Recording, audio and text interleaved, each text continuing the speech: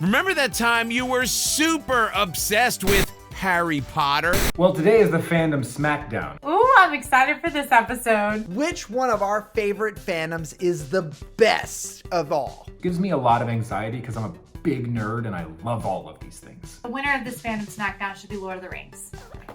Which fandom do I like best? Don't be ridiculous. I will be representing, as I have in the past, the Star Wars fandom. The Marvel fandom is the best fandom in the world. But we can argue your little fandoms. We can talk about them. We're not just living our lives from some books written 100 years ago or books written 20 years ago. We are still relevant to this day. Where is Disney Parks fandom? The Harry Potter fandom is based on the Harry Potter franchise, both the books and the films, and as well as all the other sort of things that orbit the universe. We also have the Fantastic Beast movies, which I think Molly would prefer I forget. I'm so sorry, Molly. But we do have to include Fantastic Beasts and Where to Find Them in Harry Potter, and that cheapens it. It cheapened it. We don't like Fantastic Beasts. It's not a very good trilogy. What makes me a qualified representative of the Harry Potter fandom? I'm not a representative of Harry anything. I'm a representative of myself, veganism, and Disney Parks. And occasionally, the movies Clueless, Spice World, all that jazz, Grey Gardens, and that's it.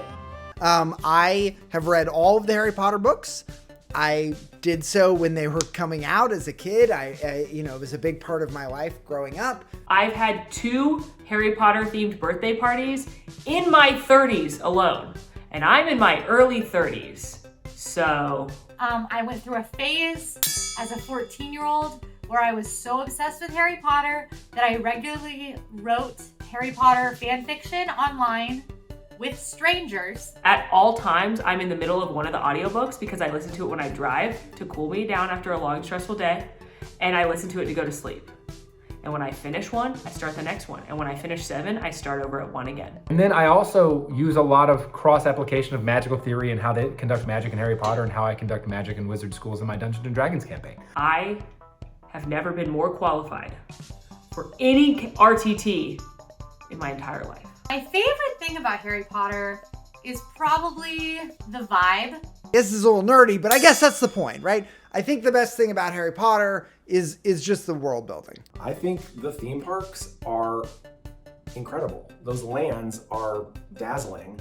Hogsmeade and Diagon Alley, you have got some of the best theming and attention to detail in the business, not to mention some incredible rides. It's taken me a long time to realize that Harry Potter is my anxiety blanket. It is something that when I am sad, when I am stressed, when I feel blue, when I feel down, I escape into the world of Harry Potter, the wizarding world, and I feel okay. And I have grown really strong attachments to a lot of these characters. I think that in the time of the books, this fandom started off as one of the strongest fandoms because there was really high quality material coming out all the time. I think since then, it has struggled a bit. What makes Harry Potter worse than others is the woman who wrote it. My favorite thing about Harry Potter is that it is for everyone. I feel like there's many characters in Harry Potter that every person sometime in their life can identify with. She preaches that love is the end-all be-all and that's what's gonna stop the evil in these books, but she doesn't practice what she preaches. And that's really hard when you fall in love with this fandom and you know the person that made it isn't necessarily someone you would align with. No matter what anyone believes politically or what they stand on today's issues, this fandom is bigger than its creator. This fandom, really hits home and identifies with the general feeling of hope, of friendship, and of love. And those are the 3 components that you're gonna get in the Harry Potter series. And I think the one thing all Star Wars fans can agree on is their love for Jar Jar Binks. Next up, Star Wars. Should I put a Star Wars outfit on? No, I'm staying loyal to Harry Potter the whole time, even though I have an outfit for all of these fandoms, but I'm gonna keep, because I'm batting for the boy who lived. So Star Wars was originally a space opera, y'all. When it was originally written by George Lucas, it was a space opera. Sort of Shakespeare drama play about war and love and everything in between. And a lot of contribution from his wife, Marcia Lucas, who edited the film and won an Academy Award for it, when George was nominated for 2 Academy Awards and didn't win any. The first Star Wars movie comes out in 1977, kicking off the original trilogy that then come out in 80 and 83. We have about a 24-year break, and then we get another trilogy that starts in 1997, 2000, and 2003, and then we have another long break, and we get a third trilogy. Star Wars is I'm third qualified of all these fandoms to talk about Star Wars. I'm not a qualified representative of the Star Wars fandom. I am a late arrival to the Star Wars fandom, which I'm not saying you can't be a late arrival to a fandom, but I didn't grow up with Star Wars the way that a lot of people did. I didn't even watch them until my boyfriend, now husband, realized I hadn't seen Star Wars when we started dating, and he made me watch them all. It's my favorite fandom of any of the ones we're talking about. It might be my favorite IP, period. The second movie that I ever saw after Forrest Gump was Star Wars Episode 4: A New Hope. And I fell in love with it then as a 6-year-old. I saw these films. My dad rented these movies for me originally when I was young. They re-released into theaters not long after that. I saw all of the original trilogy in theaters. I then watched the prequels. I saw Episode 1 in theaters 7 times. I've watched all of the TV series that have released. I love this IP. My favorite thing about Star Wars is the Force. I think that concept is very cool. Whoa, whoa. My favorite thing about Star Wars, Rise of the Resistance, probably the best ride in the world, which is just this multi-ride system, gigantic opera of a theme park ride. I mean, it is spectacular. I love so many things about Star Wars. Young Harrison Ford is my favorite thing about Star Wars. Am I right? Meow.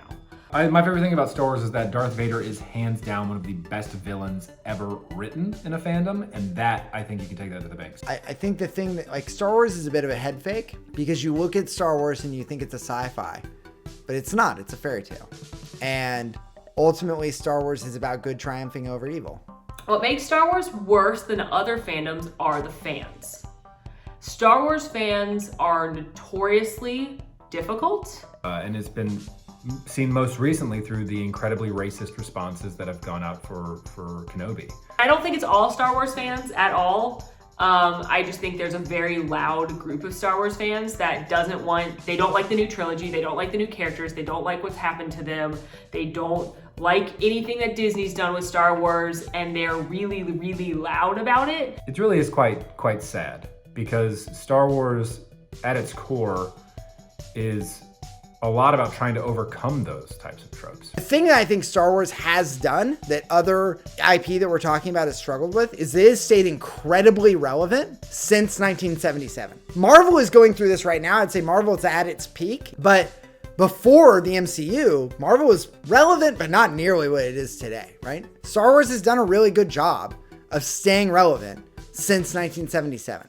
All right, now we're talking about what I want to talk about. Lord of the Rings? Yes, Lord of the Rings, sis, let's go. Is this an excuse for Quincy to get her sword out? I own a sword from Lord of the Rings, Sting, and the editor has never once let me show it in an episode. Let Quincy show her sword so we can get it out of the way and move on with content that people care about. I bring it out a lot. I find a reason to bring out the sword, and every time he cuts it, and the one time he put it in, he blurred the sword out. So I'm holding it the whole time. We're all winners when Quincy shows her sword. Lord of the Rings is based on the Lord of the Rings books written by Tolkien.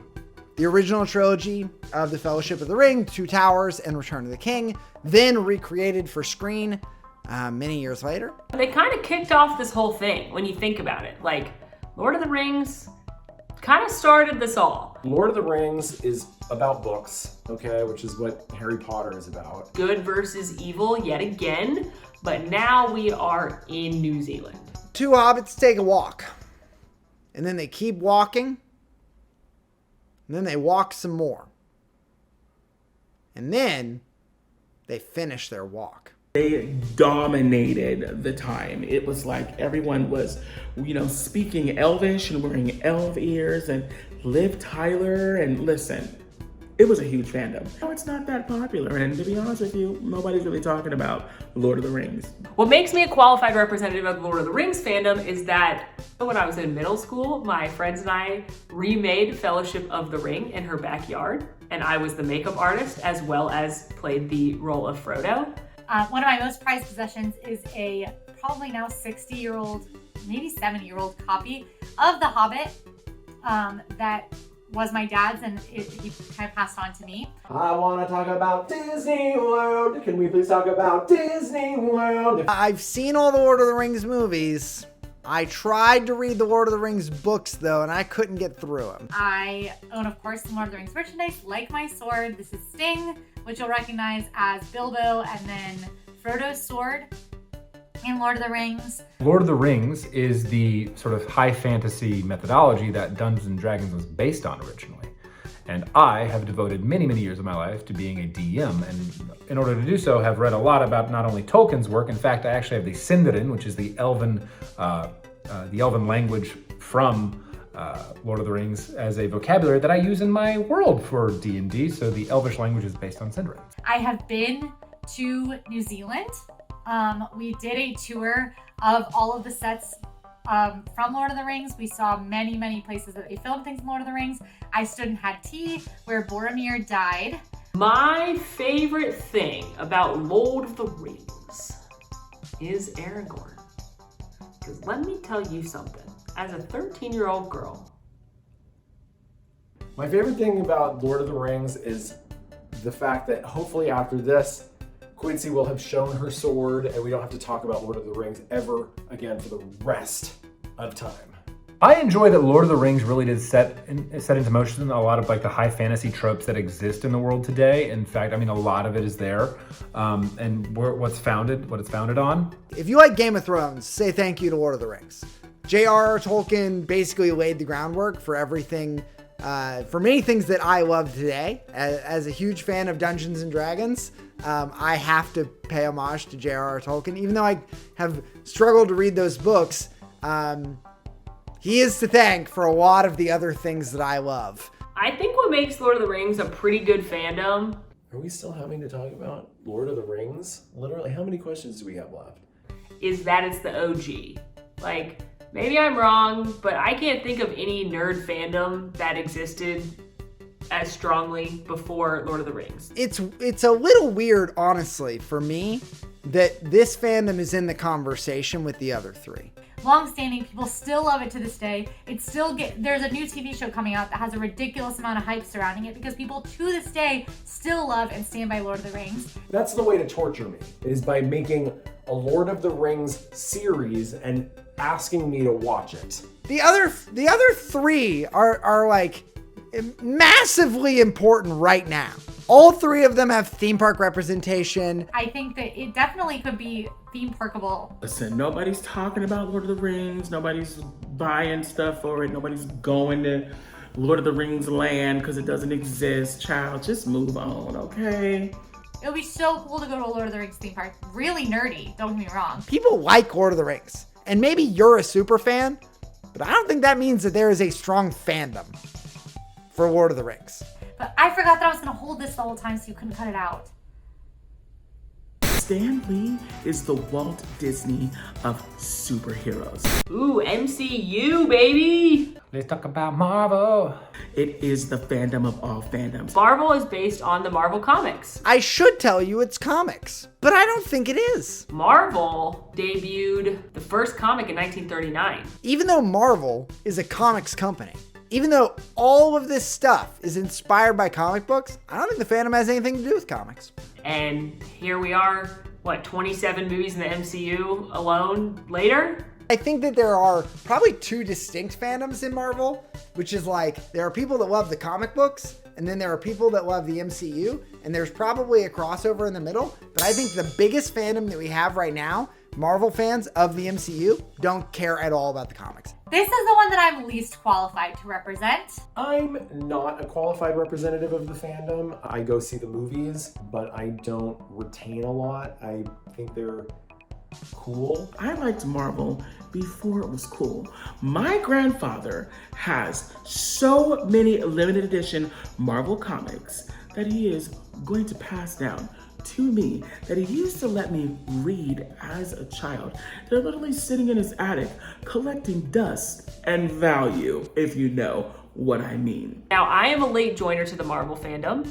I had not seen a single Marvel movie until quarantine 2020, and I watched all of them. I fell in love. I have since seen every single Marvel film opening night in theaters. I have watched all of the Marvel shows on Disney Plus. Well, as I said, I don't read the comics.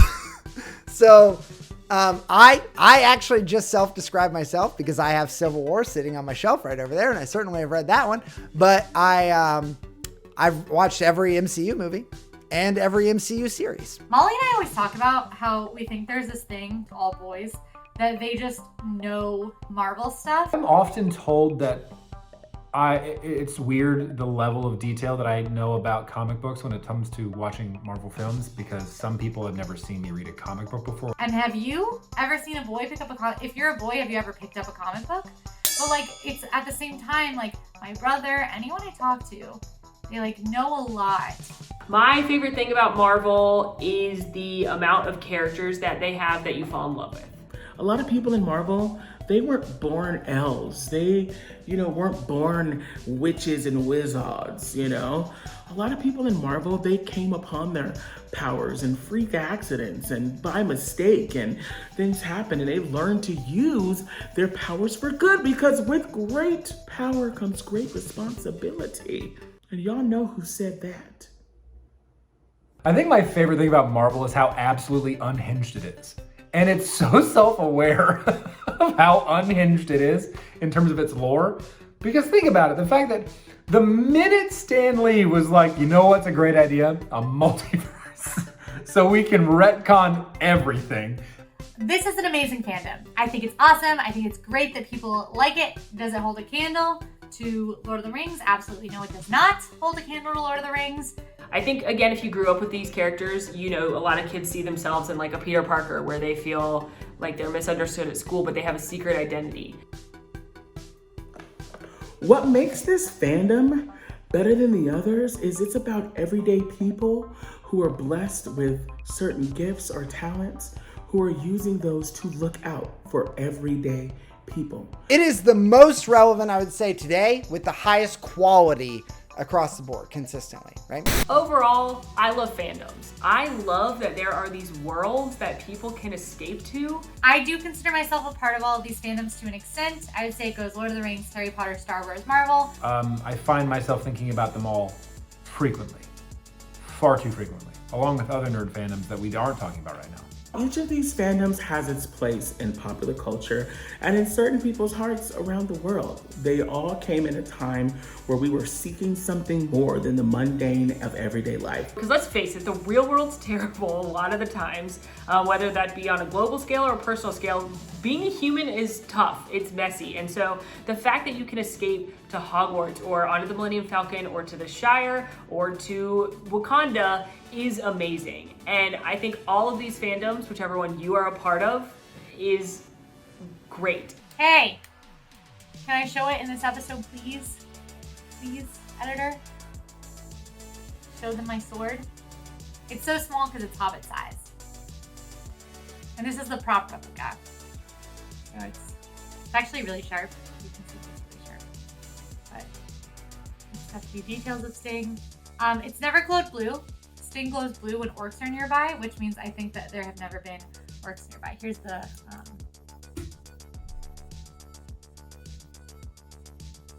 Wow, things sure got heated today. Now, go watch our episode about the best Disney park. See you there.